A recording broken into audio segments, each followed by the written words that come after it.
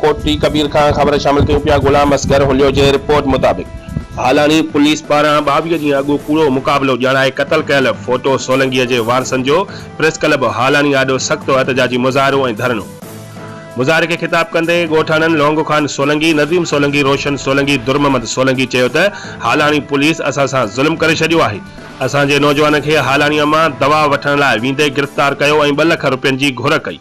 असां गरीब हुजण करे असां पुलिस के पैसा न ॾेई सघियासीं, जंहिं करे असांजे 18 साला नौजवान फोटो खान सोलंकीअ खे कूड़ो मुक़ाबिलो ॼाणाए क़तल करे छॾियो ऐं असां सां ज़ुल्म करे छॾियो। हुननि chief justice Pakistan, IG Sindh, DIG Shaheed Benazirabad, SSP Naushahro Firoz खां मुतालबो कयो त असां सां इंसाफ़ कयो वञे ऐं हालानी SHO मजीद आराइन समेत मुलविस पुलिस अहलकारनि ख़िलाफ़ केस दाख़िल करे खेनि गिरफ़्तार कयो वञे। हुननि चितार ॾींदे चयो त जेसीं ताईं असांजे नौजवान जे क़तल में मुलविस पुलिस अमलदार गिरफ़्तार न थींदा तेसीं ताईं एहतजाज जारी रहंदो।